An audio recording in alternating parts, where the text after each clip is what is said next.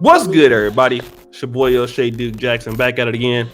Back with the original Struggle Curtain, man. I got an interview today. Make sure you guys come in and like the video. But today I got a brother, man, Mr. Kick in the Dough without the fofo.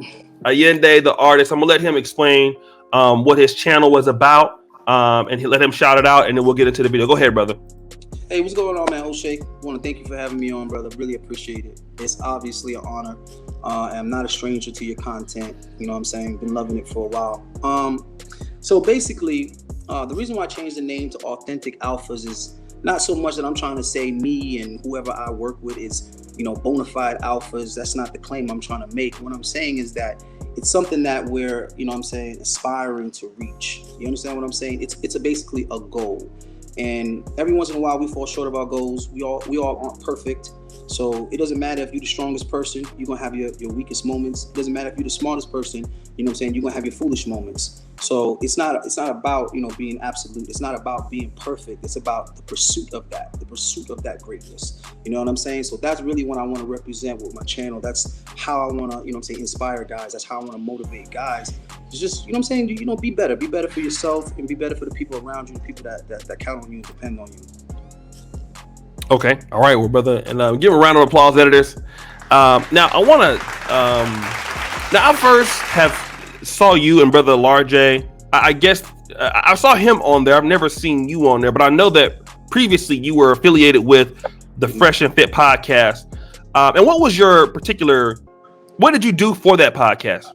Okay. So, my function there was basically very, very behind the scenes-ish. The way that Myron wanted to title it was like the talent manager, like managing the talent. And I think that's a reach because they had a lot of male guests on that I had nothing to do with. So as far as talent is concerned, I didn't really have much to do with their talent. But as far as their female guests are concerned, that was primarily me. But more importantly, that was my idea, my concept. So if I could touch on something real quick that I think is a little interesting. To catch Myron in another one of his many lies, recently he went on and his explanation, or I guess response to that claim in my video, that he basically took that idea from me. We obviously had an agreement. It's not like he took it out of my back pocket. I brought it to them and presented it to them, but obviously in an exchange of value. And I kind of told him where I wanted to go and what I wanted to do with YouTube, and I wanted my own little thing. And of course, he made me think and believe that he was going to help and assist me in that. And I gradually started seeing more and more that is not this guy's intention. His intention is to take and never give back, no reciprocity. So he is a thief in that sense because he's a con artist. He allows you to believe that if you give him something on the front end, he got you on the back end, and that's not what he does. So anyway, so that's why I brought that concept. But let me just talk about his rebuttal to it and what he claims is some type of evidence that I'm somehow lying. So he shows a clip of the first time they had girls on that weren't already like some type of Instagram celebrity or some type of porn star or whatever. Like the first time they had just normal girls on. Right. Now this episode took place in January. It was only two girls. Now what's interesting about that is I was with them in January. I was there. I know the two girls they were talking about. I'm very familiar with that episode. Okay. I was working with them at that time already. And this is the time that I was basically trying to present that idea and that concept to them. And this is what my criticism was for that episode. I said, because the two girls that they had on, it was girls from a double date, bro. It was two girls that came to Miami to visit. They were from Texas, if I'm not mistaken. And they were like college girls. They went to the same school. They visited Miami together. And Myron and Fresh was like trying to do a little double date thing with them. So them bringing those two girls on the podcast was not about having some type of conversation. It was not about discussing topics or, looking for some insight. It was simply about them trying to impress these two cute girls with big butts from out of town. And they were just conveniently around because they were dating those girls. They were going on a date that day. So basically they just said, well, hey, we already have the girls. They're already waiting on us to do an episode. And we ain't got shit to talk about because it's just them too. It's never really interesting. It's just them acting childish like college kids. So what happened was, since they didn't have a substantial topic to talk about, they said, you know what? Ooh, brainstorm, light bulb go off. Let's just throw these two girls on just to cover an hour of chit chat, just to get us through a freaking day episode. And my feedback for them was, y'all don't want to do this. Don't mix girls that you're intimate with with the business, because this shit will come back to bite you later. Right now, the girls are just doing it impulsively, like, okay, that sounds cool. I've never done that before. I've never been on a podcast. Okay, let's do it. Great. What happens when you guys blow up in the future and those girls look back at it and feel, these guys are millionaires, they're making all this money. Like, wait a minute, why didn't we get paid to do that episode? Or the sex was even that good, or, you know, they might have some resentment, something might have happened personally, maybe one of them walked off on a date, whatever.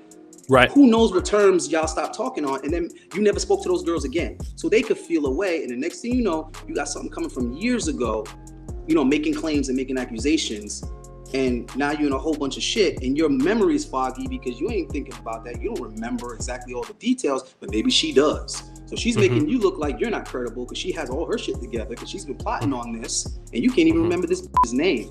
So I told them, listen, don't do it like that. Let's do it like this. And that's how I was presenting the idea. So the audacity for him to go on there and act like that's some type of proof that it wasn't my formula you're using. Two girls that you met and hooked up with in Miami that were visiting, going on your show to fill some airtime because you didn't have anything of substance to put there, is a far cry from organizing groups of average good-looking women who don't know each other to come on and discuss specific topics. I'm sorry, O'Shea, those are not the same, you know. But this is just an example of how Myron either omits information, or he embellishes information. You get what I'm saying? Or he even falsifies information to support a manipulative narrative that he's trying to convince someone of. For example, they had the nerve to accuse me of creeping the girls out. Okay. And then one of the examples they gave was, he was like badgering the girls for their phone numbers and stuff after the podcast, trying to hook up with them and go out with them. I'm gonna tell you why that's lies. Okay. And if you use some deductive reasoning, you can see right through the bullshit. Number one, if I'm bringing all the girls on the podcast, I already have their numbers. Stupid. So how am I asking for the phone numbers of girls who I already have their phone number? That's how I got them there. That's number one. Number two, how am I trying to hook up with girls after the podcast when, if you pay close attention, you'll notice I'm at the beginning of every show taking pictures of the girls, and then I'm never there at the end of the show. I'm not there when he kicks girls out, and you get that behind the scenes view of the apartment with the kick out cams. Where's Allende when he's kicking the girls out? I was there when I see the girls and they signed the release forms. I was there when you was getting those chicks drunk before the show, but I was not there when the show comes to conclusion. You know why? Because I watch every episode from home in my bed with my woman, because I drop the girls off, make sure they sign the papers, get my credit for the amount of girls that I brought for that night, and then I take my ass home. And if you want to dispute that, I will go to the damn valet and get the valet to corroborate the fact that I always leave long before the podcast's over. That's why my valet is always less than everyone else's, because I'm only there for about an hour. Okay, so let me just make sure that we understand this. So your job, so before Fresh and Fit's new style that we know today, which is with a lot of regular work girls, some of them might be, you know, models, stuff like that. You're saying that you're the one that brought that element to the show. The entire concept. The entire concept. Because before, I believe you told me before that he was against that, but you're the one that brought that element that we all know today that's so popular that they get to kick girls out and it's fun and all that stuff where everybody so you're responsible for that. And then, but let me just talk about that. So since you're the one, and you and then the other brother, I believe his name is Larjay. What did Larjay do? What was his role in Fresh and Fit? All right, so the way that Larjay came into the picture is that, he's good at networking. Larjay is good at networking.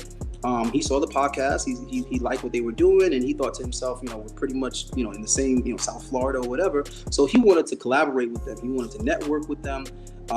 As a photographer, he also had access to a lot of beautiful girls and stuff like that. So what happened was Myron looked at that as an opportunity to source the girls without me, because the key component, the most valuable component, is the concept and the idea itself. Let me make sure. I want to make sure I understand. So you get actually. So everyone understands. You actually get compensated for bringing a girl. Is it like per girl that you were paid? The more you pay, you more the bring, the more you get. I'm Okay, glad you kind brought, of. I'm glad you brought that up, O'Shea, and I'm going to talk Okay, about it in detail because okay, this is another slick little slimy thing that Myron tries to do with the semantics with the words. okay. He tries to reduce me to just bringing the girls, and his argument is not that I'm bringing the girls because he can't get girls or find girls. He ain't got game. It's just that it's so time consuming. I ain't got time for that. It's beneath me. So what I do is I pay little bum ass Allende to do it because he has the free time. Like getting beautiful girls to come on for free is something that anybody can do with free time. Number one, stop it. And he tries to reduce me to that as to say that it was his idea or his concept, but he just was outsourcing the labor of finding and booking the girls. The next thing is what he's also trying to say with that is that I'm not owed anything because I was just simply paid for a service. So let me dispute that. I was not getting paid for a long time. And that changed because I started getting really, really uncomfortable with trying to be confident that this guy was going to keep his word.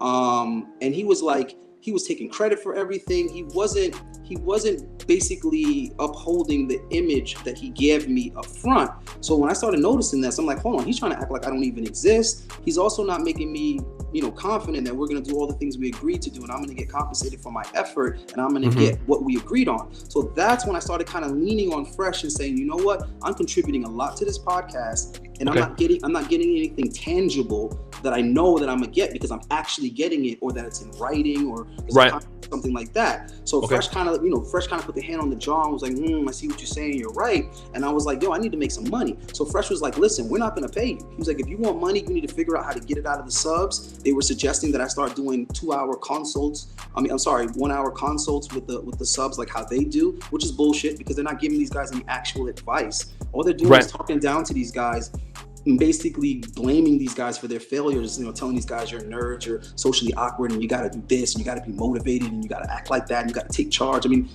that's very vague advice. You're not really helping these guys.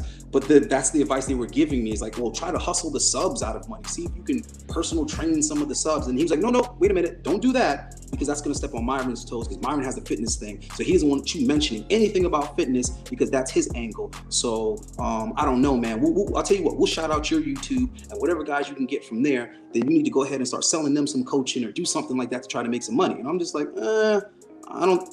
Like, what does that have to do with what I'm doing for you guys? That's not you guys helping me make money. That's me going and hustling subs on YouTube. So then I said to myself, well, listen, I got a genius idea. I said, everybody has merch. Everybody on YouTube got merch. You look at guys like Mr. Organic, the majority of the money that he's making is from his merchandise. So many guys are selling merch. So I was like, your merch is the same merch as everybody else. You got Fresh and Fit t-shirts. Good job. You got a $3 t-shirt that you sell for $25. Good job. That's nothing there. I said, I got it.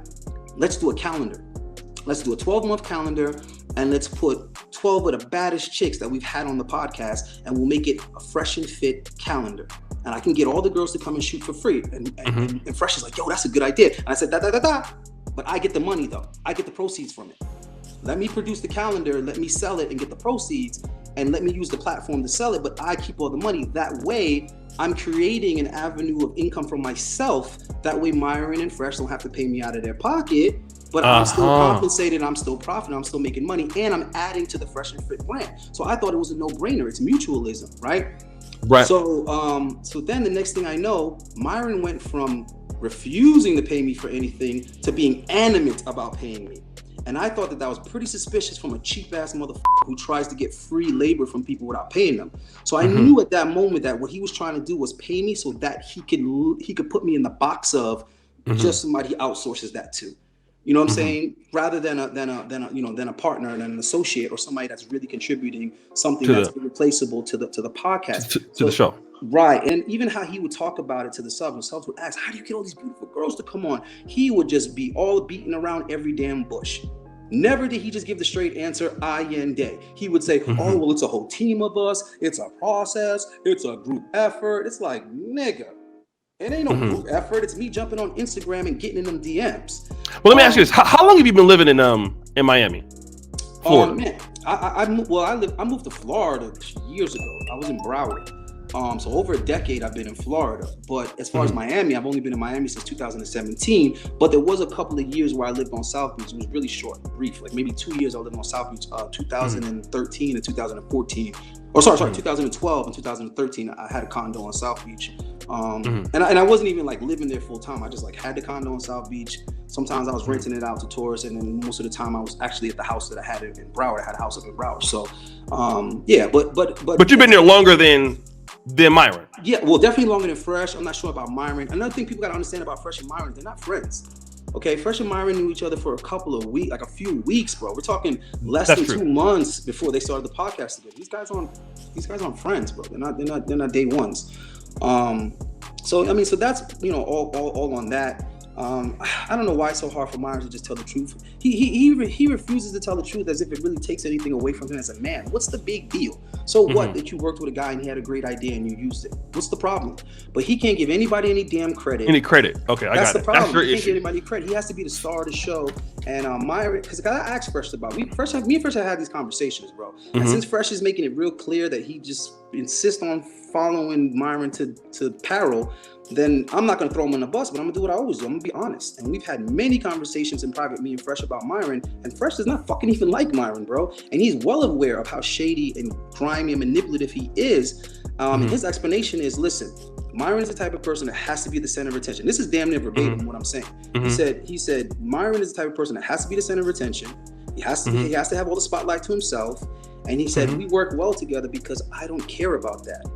He said, I don't care about that. He said, I just want to make the channel work. I want to be successful. I want to make money. I want to invest in other things and get the hell off of YouTube.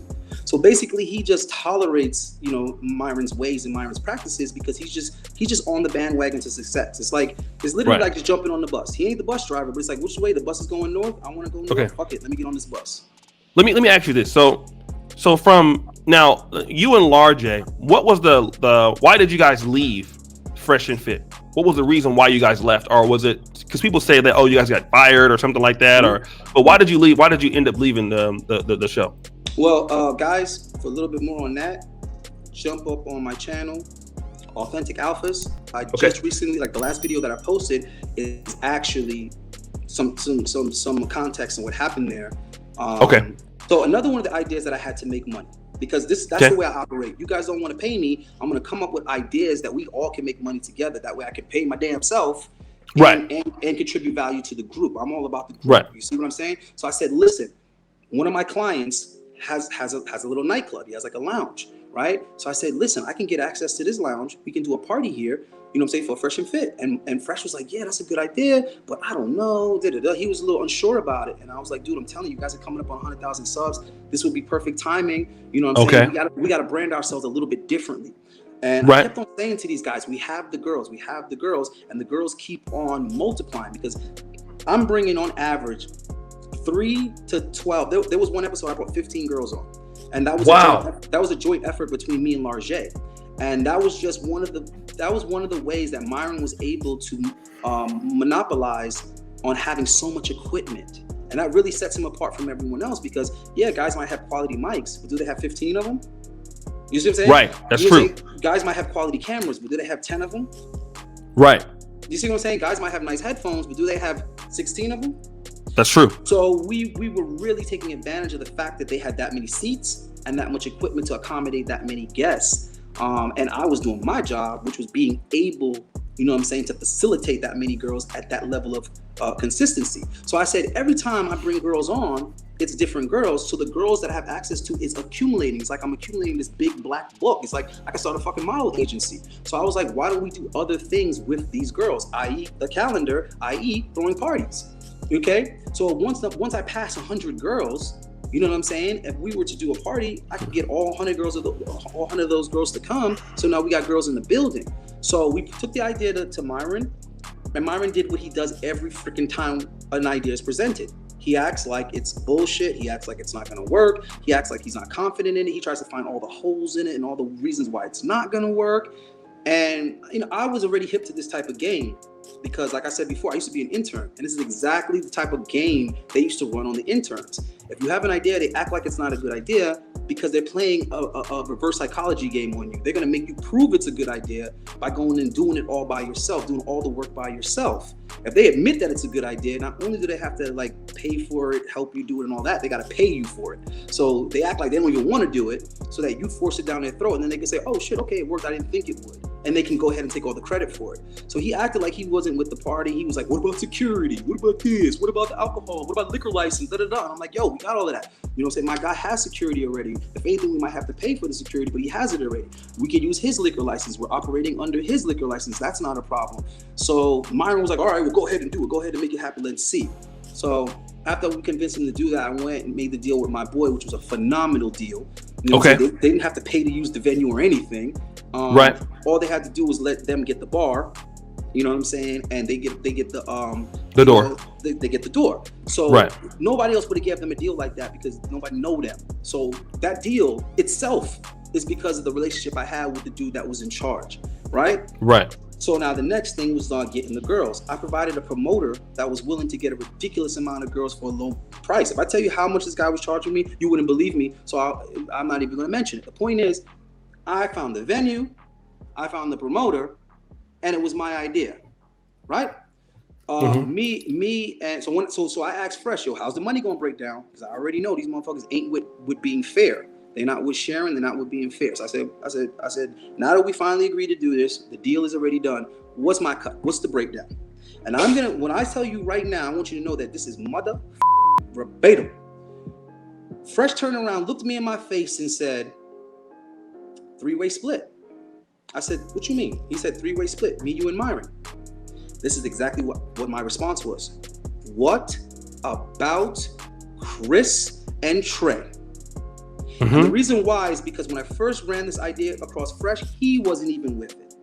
It was Trey that suggested the same thing, not knowing that I had previously suggested it, that made Fresh take a second, look at it. Once Trey kept badgering him about it, like, yo, we should do a party. He was like, they said the same thing. He's like, yeah. So then now you got me in one ear, you got Trey in the other ear, like, we should do a party. Let's do a party. I got the venue. And that's when Fresh was like, all right. And we went and pushed it to Myron and got Myron to get on board.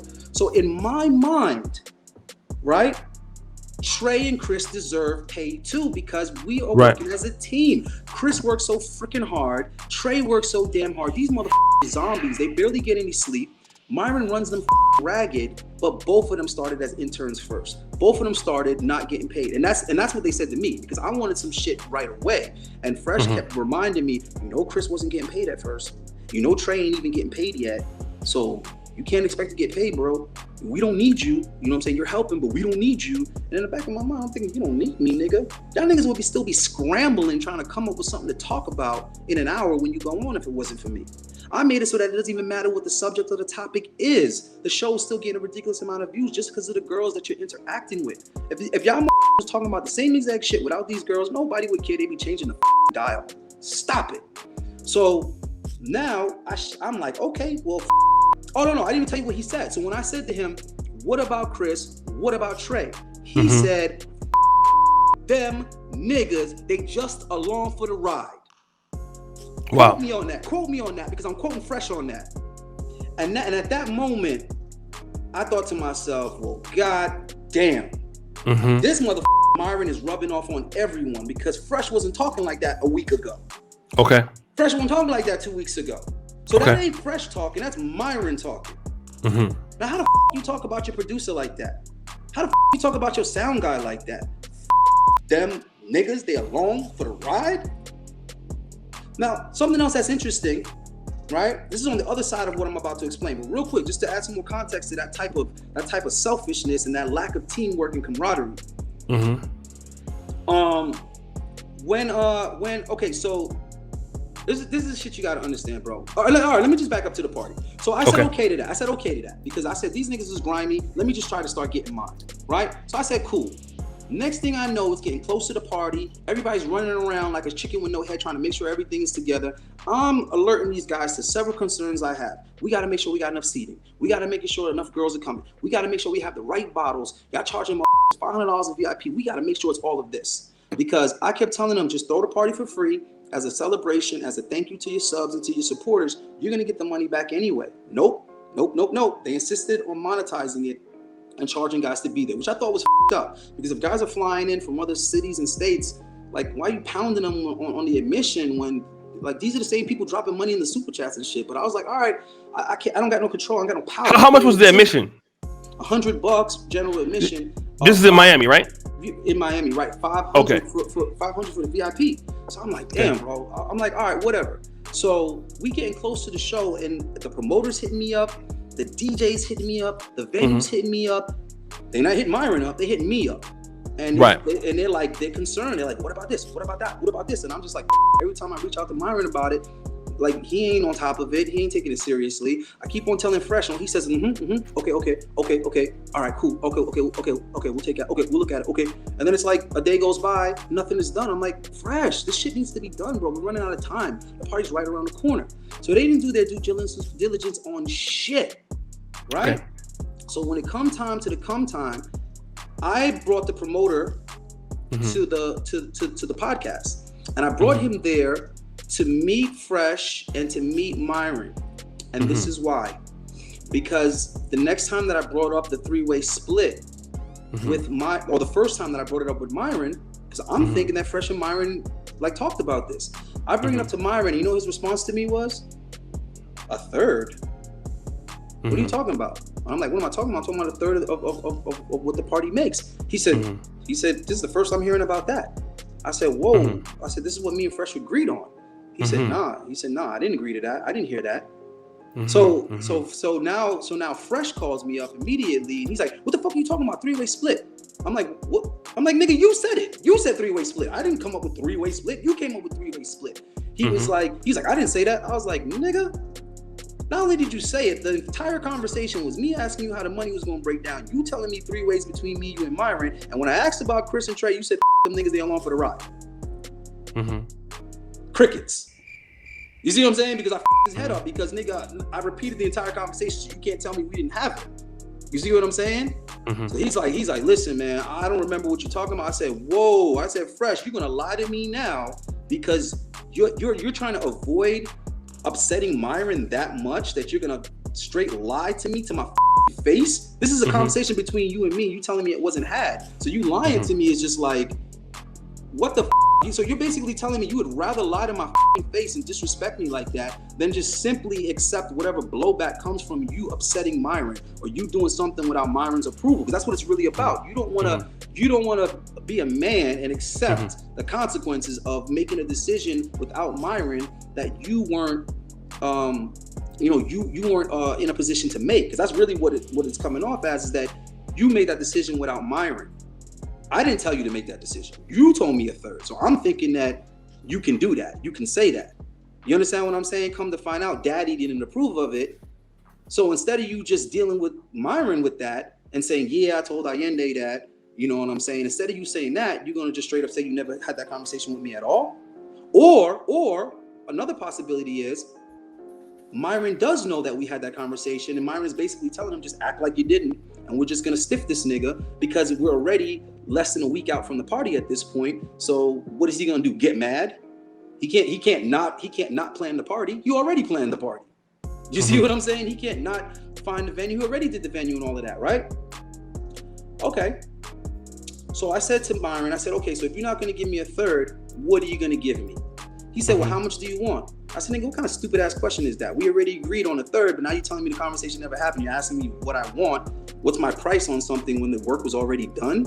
I said, a third is what I was expecting. And with my estimate, the party would have made almost, or around 10 stacks. So in my mind, a third of 10 stacks is 3 Gs. So he was like, basically you're saying you want 3,000. I said, in my mind, 3,000 was the minimum of what I expected to get.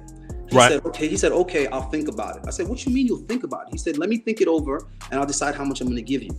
And this is the way he responded to me with everything, with any and anything that had to do with money.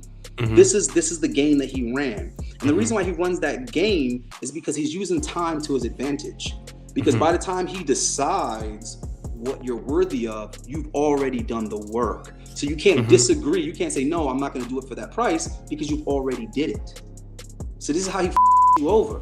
So once that happened, I said to him, I said, all right, my nigga, crunch your numbers, do what you got to do. But just from now on, I'm not discussing anything with you without Fresh, and I'm not discussing anything with Fresh without you. From now on, we have to have a conference call with all three of us on board because I have to take responsibility for this. This is my fault. This is my fault for trusting you niggas at your word. Now that I know you them type of niggas, everything has to be done with contracts or text messages or something so that I can refer to it later. I learned my lesson. I learned my lesson not to trust y'all anymore. And I think that conversation right there is what made him realize it's time to get rid of Allende. We're not going to be able to take advantage of him anymore.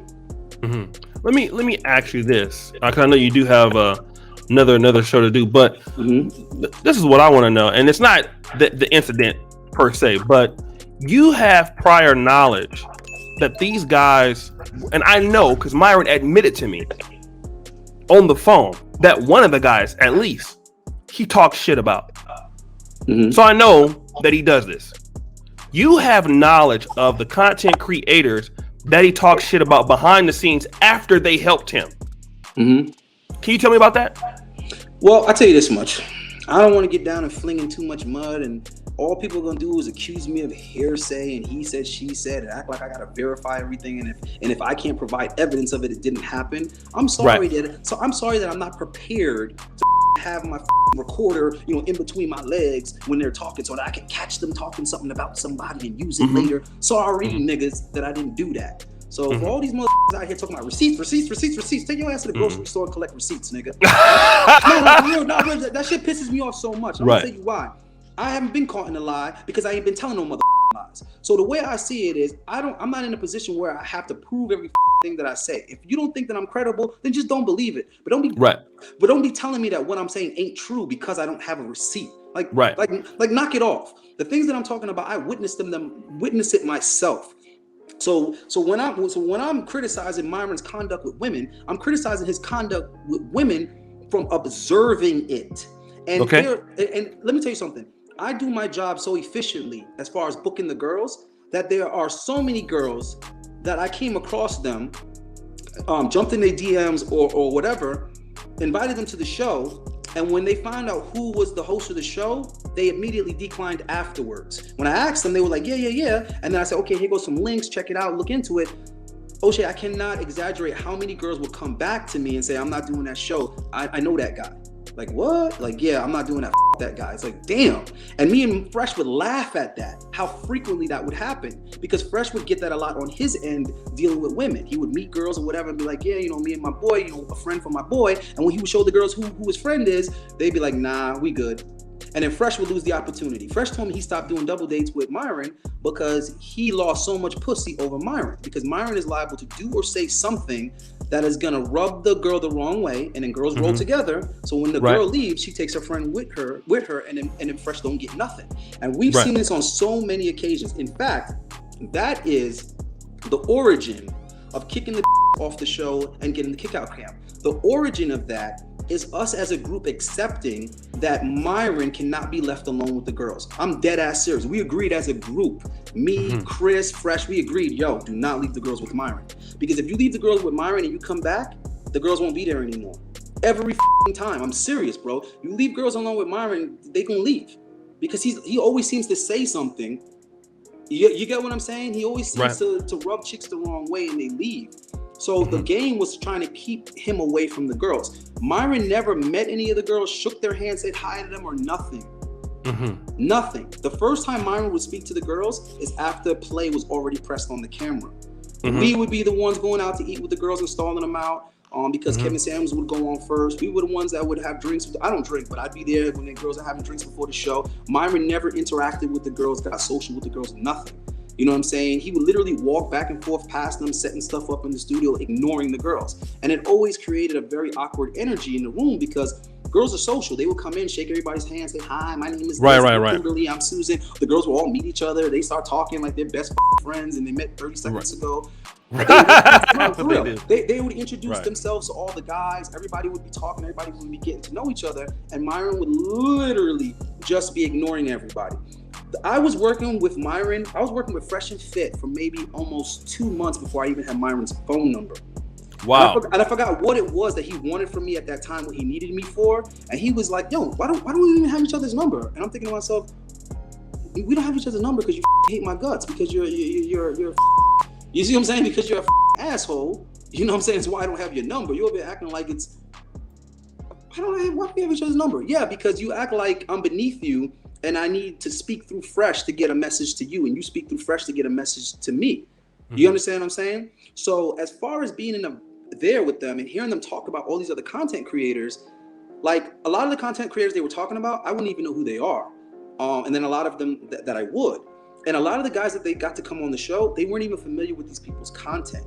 Like a Coach Greg Adams or something like that. They're not familiar with Coach Greg Adams' content. I am. I've been watching him since the very beginning.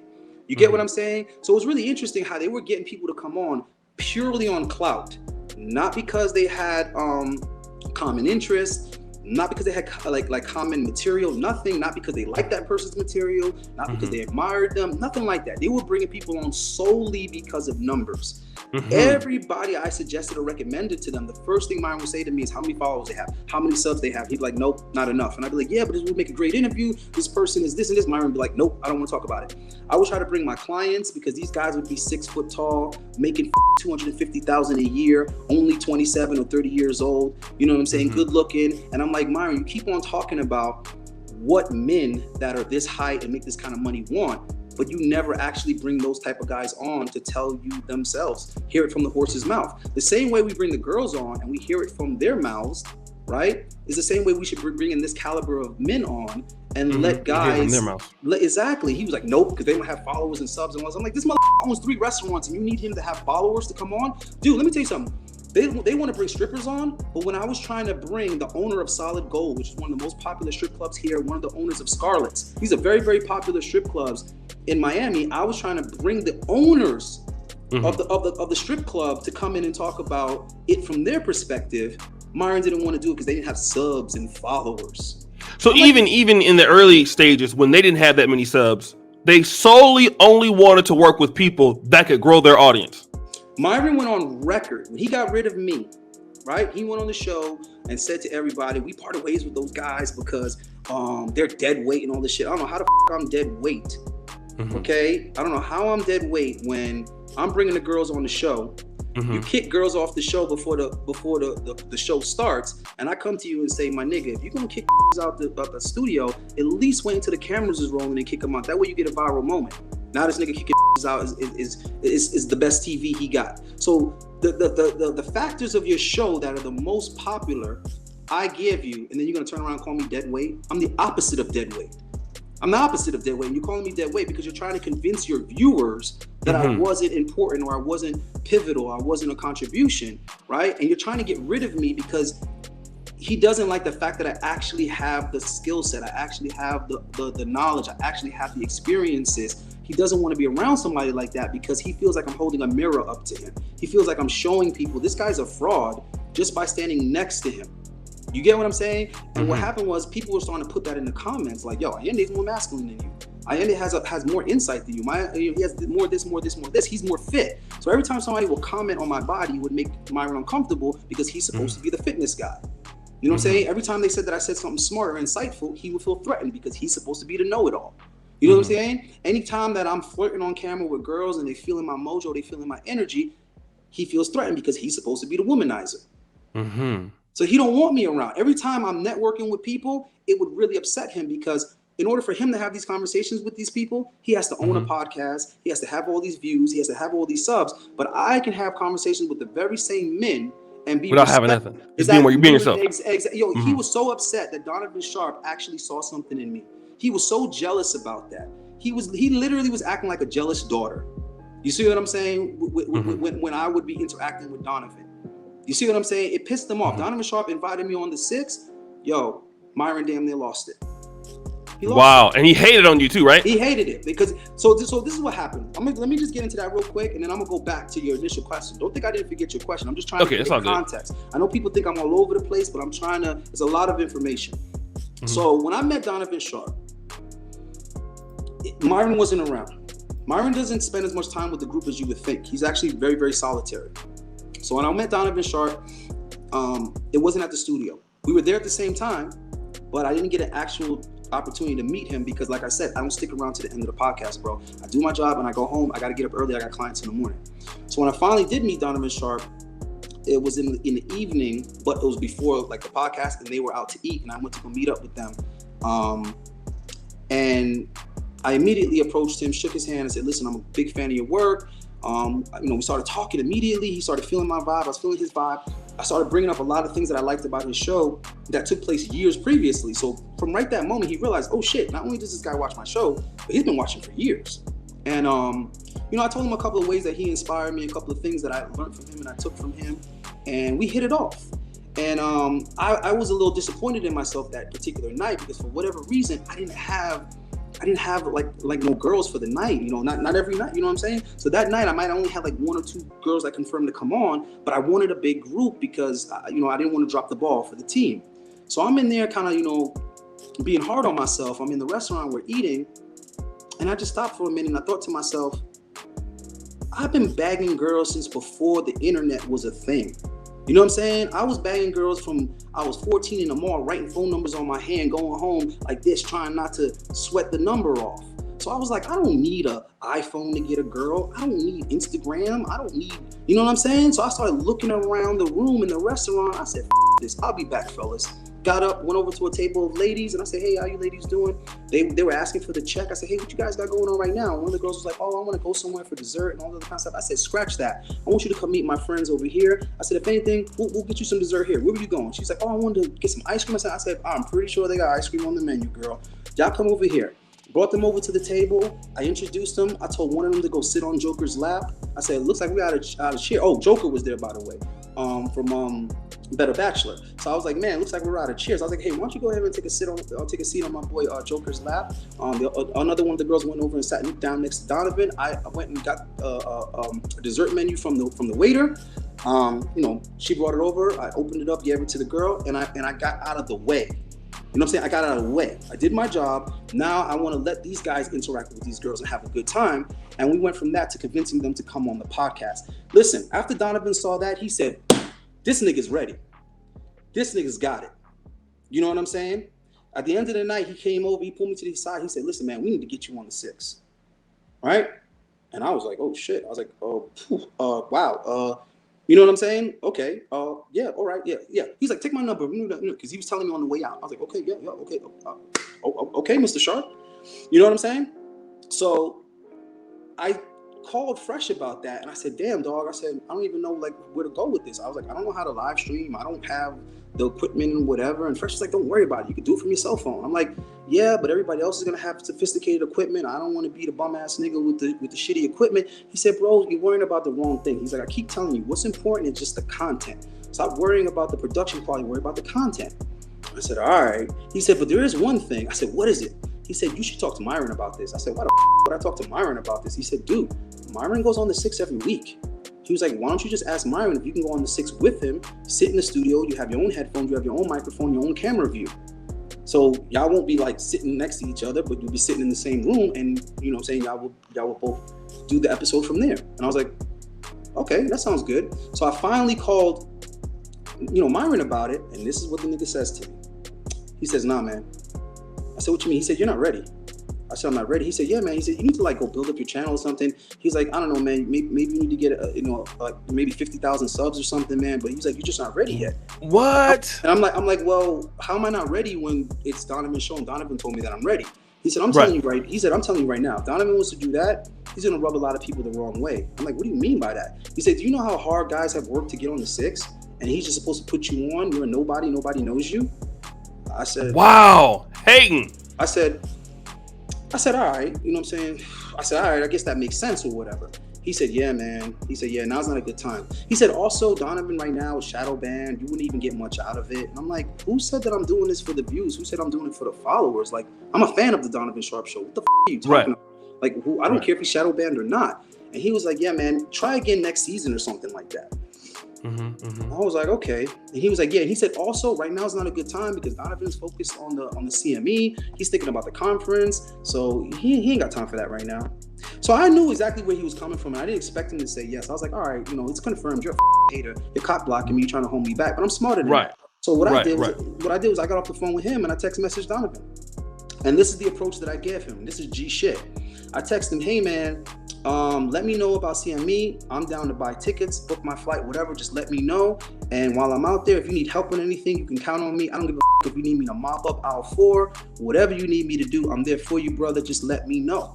He texts me back, damn, bro, I appreciate that. Matter of fact, go ahead and come out. I'll take care of you. If I need anything, I'm going to come to you first. So that's the angle that I went with it. Like, you know what, this dude, let me cut the middleman out. Let me just go through the course and deal with it from there. But I'm just giving you examples of how, like, he doesn't want nobody else to eat, nobody else to get no spotlight, nobody else to get nothing.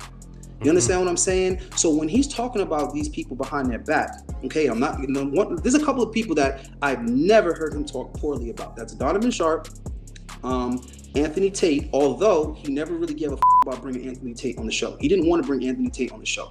The reason why he brought Tate's speech on the show was because the subs kept demanding it. The subs kept saying, get Anthony Tate on, get Anthony Tate on, get Anthony Tate, get on there. So that's why he was like, all right, Fresh, contact this guy, man. Let's see what we can do. So a lot of the guests you see on there, Myron didn't even want them on there, bro. You know what I'm saying? He's just trying to, like, appease the audience. You see what I'm saying? But he genuinely does not like these people is what I'm trying to say. Fresh is a whole nother story. You get what I'm saying? Fresh is a hell of a lot more genuine. Well, I don't know about lately. You know what I'm saying? I feel like he was a good person. Now he's getting corrupt. So I don't hate Fresh. You know what I'm saying? I don't really have a problem with him other than I think he's making a bad decision as far as who he associates himself with. And I'm always going to have a little place of forgiveness in my heart for Fresh no matter what, because we all make mistakes, bro. We all, you know, sometimes we don't see the shit until we're on the other end. And in hindsight, you look back and you're like, damn. You know what I'm saying? I shouldn't have conducted myself like that, or I shouldn't have treated those people like that. And I think that's where Fresh is going to be soon. You see what I'm saying? So he's a brother from the islands to me. He's just a brother from another island to me. So I always got to have a space for him. You know what I'm saying? Because first of all, for example, Fresh is who started my YouTube channel. I didn't even know how to like log in and set up a YouTube. Fresh did that for me. You know what I'm saying? He was the one I was being very, very, positive and encouraging me. He said, yo, you got what it takes. You should do this. I was like, I don't know about that. He's like, I'm telling you, man, you need to get your own YouTube channel. You got the game. You know what I'm saying? Just do the damn thing and I'll help you or whatever. And Myron never wanted me around. Myron never wanted to work with me. It was Fresh that kept pushing it and pushing it and pushing it. And the way Fresh would operate is like, he would come to Myron with something. Myron would say, nah. Fresh would change the approach and come back to him again and try to pitch it in a way that he knew it would interest Myron. You get what I'm saying? And I hate to draw this comparison, but the relationship is like with a husband and a wife. The wife wants a new countertop, and she asks the husband, and he's like, no, we don't need a new countertop. We don't need to spend money on that. Instead of her just giving up, she like switches it up and comes back and says, no, we really should because this, and this, or because Home Depot has it on sale right now. And if we do that, you see what I'm saying? That's what Fresh would do. Myron would say no the first and second time, and Fresh would just keep on repackaging the same request or idea and trying to incentivize Myron to agree to it. And he did that for me many, many times. Myron did not want to pay me. It was Fresh that convinced him to start paying me. So I can't, at the end of the day, I have to appreciate Fresh, no matter how much shit, you know what I'm saying, that he supports Myron with. As far as me and Fresh are concerned, I'm highly disappointed with him, but I'm not holding any grudges and I'm not forgetting what Fresh did for me in the past. Do you understand what I'm saying? Even though he won't stand up to Myron, I gotta say that at least Fresh tried to do right by me, and I saw he was trying to do right by other people. I don't know about now, but in the past, he was always trying to do right with other people. And when Myron was trying to people over, Fresh was always trying to soften the blow. Do you understand what I'm saying? Yeah. When Myron is like taking subs' money and then ignoring them, Fresh would be the one that's kind of like trying to check in on them and kind of trying to like, yo, is everything okay? Are you all right? You see what I'm saying? He's trying to smooth shit out. So I don't know. But as far as talking shit about people, there is too many guests to be naming, and it's not like I really was sitting there taking notes. It's just the fact that he did it pissed me off. And it wasn't like I wanted to run back and tell anybody. It's that I didn't want to be associated with that type of shit. I don't want to be around niggas that operate like that, because like I just feel like that's a liability. Being around people that would do something like that. And the reason why I brought up Kevin Samuels is because I just feel like the amount of what Kevin was doing for the show at that time, it was just crazy to me that Myron would say anything negative. Right. For him to be like, yo, roommates. They think they're better than us. Yeah, that's up when you're trying to get them on your show. Whoa. You know what I'm saying? Because to me, that's kind of hypocritical. To me, it's like, if you saying them niggas, then just leave it at them niggas. Don't be like them niggas and then still be trying to get them on your show. Mm-hmm. Do you understand what I'm saying? Did you hear them? I'm gonna ask you. Did you ever hear them say anything about Abba and Preach after the fact? No. When they were talking shit about Abba and Preach was before they had Abba on the show. And it was similar to what they were saying about the roommates. It was just basically like these niggas. They think they too busy for us. They think you get what I'm saying? Because from what I understand, they asked Aziz to come on several times before he actually did. Okay. And I'm not gonna speak for another man, but I will repeat some of the conversation that I had with him when I actually met him. Because when I met Aziz, what I asked him was, you know, what is your system or what is your protocol on how you're able to land guests like Candace Owens and Kevin Samuels, and like how do you do that? And he basically told me persistence. He said when I ask people to come on my show, they absolutely do not say yes the first time. He said maybe they do now, but he said it was rough at the beginning. Right? He said it was rough. So he said what he would do is he literally would figure out where people are going to be. He would book tickets, book his flights, book a hotel, and just be there. He said he'd wait in the lobby till they come down, whatever. He said he would just be there camping out wherever the hell he knows these people are going to be. He would just keep on asking them. And, you know, obviously politely, he didn't say he was like ambushing them or being aggressive, but he just basically saying that he was putting the effort in so that it was hard to say no because of the level of persistence. And he said sometimes people might only give you 15 minutes. He said sometimes people are like, listen, I got somewhere I need to be. You got 10 minutes. Let's go. He said so he would have his equipment with him ready to go. And he said that's how he was able to get people, especially in the beginning. And I thought that was interesting when compared to Myron's attitude, which is like you're supposed to answer the phone and say, yes, Mr. Gaines, the first time he asks you. You see what I'm saying? Right. And then what I heard, I know this from several content creators that I know, when you want to reach out to him, he'll leave you on red. He won't respond to you. I heard that, I don't know if you know that, but I know that from guys in the manosphere, that they will invite you, and then once they invite you, they'll like, oh yeah, what's going on? You respond back to them on red. They won't reply at all. It's hard to get in contact with them. They won't answer the phone. I know that for a fact. One of the ways you know that his guest inviting, you know, isn't really genuine is that Myron will try to get somebody on at a particular time, like in a particular time in their progression, and at that time he would per se kind of like need that person or need that clout. And if that person doesn't say yes the first few times he asks, or if that person isn't available right away, by the time that person is available, the podcast may have way more followers because it was growing so rapidly. So let's say 2 or 3 months go by before somebody finally gets back to Myron and says, hey man, I got a little bit of time, you know, in this month or this week or whatever. By then Myron would feel like, you, we bigger now, we don't need you now, and you just hitting us up because we're growing fast, and now you want to come over here because you see the growth, and now you want to come over for the cloud. It's like, you don't know that. He might legit be saying, this is the first opening I have since you asked me. Do you understand what I'm saying? That's exactly 100% exactly what happened to one guy. One guy was busy and just couldn't do it. He said, listen, I can be available in 3 months. And then when he was available, they had that leap, and then they were like, we don't need you. But that's what I'm saying by, you know, it's not genuine, because if you genuinely wanted to have that guest on because of who that guest was or what that guest talked about or what that guest represented or what that you thought that guest would bring to the table, then they would be welcome any damn time. Right. Not just when it's clout convenient. Do you understand what I'm saying? So it's like I'm seeing all of this type of stuff, bro, and it's like I can't, bro, you talking about somebody that did time because I wasn't willing to snitch on my niggas. So for me, loyalty, like, that's just important to me. You know what I'm saying? I know I'm gonna say that. I don't know what rap songs you listening to, but I was raised up on that. So for me, saying something about a man that I wouldn't say to them is just fugazi, bro. That's like, how can you sleep at night? For me, it's not about how other people judge me primarily. That's important. Your image is important, okay? But I feel like how you feel about yourself should be first and foremost. And to be talking shit about niggas and all that, I don't feel good about me. So for all those people saying to me, why do you conveniently bring up this fresh and fit stuff now that they're under fire and blah, blah, blah? let me just tell you, like, whoever's watching this, whatever your sub is watching this. This is something that irritates me about this common social media society that we have. People think because this information is public, that number one, their opinion matters. And they also think that because they can view a video, that they can weigh in on it without having all the pieces of the puzzle. Stop making assumptions. Stop assuming somebody's doing something for clout. Or stop assuming that this person did this because of that. You don't know all the details to even begin to make an educated guess. Right? Not even close, bro. So there's a lot of reasons why I didn't talk about things until now. Right? I'm not trying to throw Donovan Sharp under the bus. I don't want to like say people's names too much, but I'm saying people's names because I'm being honest and I'm telling the truth. And it's no disrespect to those people. Donovan told me, do not do that. Like, do not say anything about Myron in public. Don't make any response videos, nothing.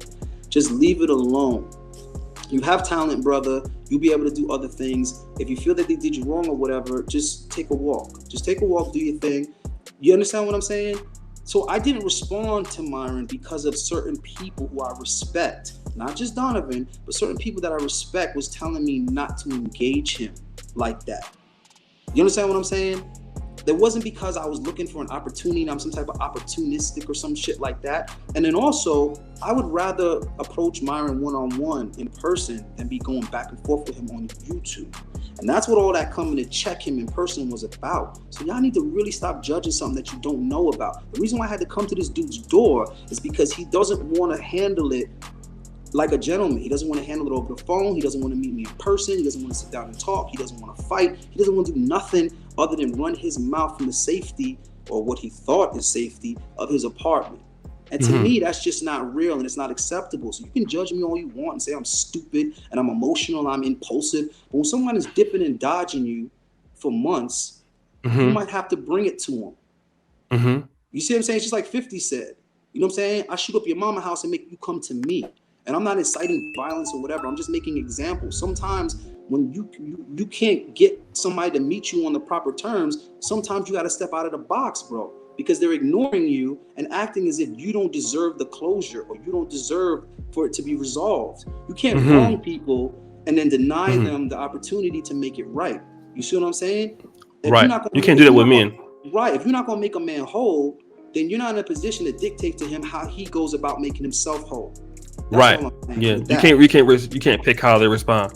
Well, brother, I know that you have an interview right after this, so I don't want to hold you any long, brother. And I think that you did a great job of explaining yourself without, going into a lot of great detail with other personal stuff. But brother, tell people about your channel, man, Authentic Alphas, and why they should subscribe. Yeah, basically, man, subscribe to that, because what we trying to do over there is we ain't worried about clout and popularity and all that. If we can get an entertainment value there, that's awesome. But I'm more interested in like really helping dudes, man. What I like is when people come back and tell me that my advice worked for them, that my suggestions work, that I open their mind up, help them look at things from a different perspective. You know what I'm saying? That's what I'm interested in, man. Getting results, actually helping people out, helping dudes out. I care about the young boys. I care about the teenage boys. I care about the college age boys. I care about the grown men. And I respect the OGs and the older men. You get what I'm saying? There's so many different tiers and levels to manhood. Manhood is a progression. You understand what I'm saying? And we all about going through things and experiencing things. Shit is rough. Life is rough, but life is also beautiful. It's wonderful. So you have so many different extremes of what you can experience and what you can feel. So we got to kind of bounce off each other as men. You know what I'm saying? As far as like calling out these frauds and all of that, some people can say it's for clout or whatever. Again, like I was saying earlier, stop thinking that you understand where somebody's coming from and you understand another man's motivation. You don't. But what you can do is just simply ask that man, listen to that man, let him explain to you where his mind is at, where his mindset is at. You understand what I'm saying? Before I got into all of this, when I first started feeling a certain way, I reached out to people that I respected. You know what I'm saying? Like I reached out to Coach Greg Adams and I said, listen, like, this is what I'm feeling, this is what I'm going through, and I want to check this dude. What do you think? You know what I'm saying? And I'm also feeding off of what I hear Kevin Samuel saying, that like, yo, you can't be criticizing another black man openly. Don't be tearing each other down, because even if you have a legitimate dispute, the way that the dominant society is going to look at it is, look at these niggas, look at these monkeys, look at them fighting amongst themselves, look at this infighting. So we got to be careful with our image. We got to be careful with how we talk to each other, especially publicly. So, I got that in one ear and I'm thinking about that. And I'm like, damn, let me not even Right. get out to, let me not even get at Myron, because if I do, that's how it's going to come off. It's going to come off as two black men fighting. And that's unfortunate when we could accomplish so much more working together. But then I Right. spoke to Coach Greg Adams about it, and he said, listen, if you having issues with somebody, you need to address it, because what happens is if somebody just continues doing what they're doing and saying what they're saying unchecked, not policed, and this person gets too big and they get to a place where they're beyond reproach, if something is flawed in their message, now we got a problem, because they're influencing, a wide range of people, or a large demographic of people. And we have to police ourselves as a male community. We got to chime in on each other, and we got to kind of tap each other every once in a while and be like, I kind of disagree with that, brother. Maybe you shouldn't do that, or maybe you shouldn't say that. And on the flip side of that, that person has to also be receptive to that criticism, and not automatically assume that criticism is coming from a place of hate or negativity or something like that. That criticism might be coming from a place of trying to help because they care. So when there's people like Saint the Sinner and they're covering a little situation that I had, and he's weighing in on it and his opinion of me isn't positive, I'm not offended by that. I want to hear that, because I agree with a lot of it, and some of it was wrong. People don't understand where it was coming from. So I might not there's certain aspects of it I don't regret, but there's certain aspects of it I do regret. And how it was interpreted, I do regret. So even though the brother's saying something negative about me, I feel like he not only has the right to criticize me, he has the duty to criticize me, as I do him or anyone else that's doing something that shares our skin hue that comes from our community. So if you were to cover it and say something and it wasn't praise, I can't get upset by that. I gotta say, yo, he has a point. You know what I'm saying? I gotta work on that, because I gotta represent myself as well as us better. So I'm not running from constructive criticism, and I'm not running from advice. Okay, especially when it's coming from the OG or somebody that's respectable, somebody that has experience in it. You understand what I'm saying? So I just think that we need to learn to do both those things. We need to learn how to criticize each other better, and we got to learn how to take the criticism better. Right. You understand what I'm saying? And being at fault and saying sorry is not only is it a bad thing, it's a necessary thing. It's part of growth, bro. It's part of growth. Right? So that's all I wanted to say about that, man.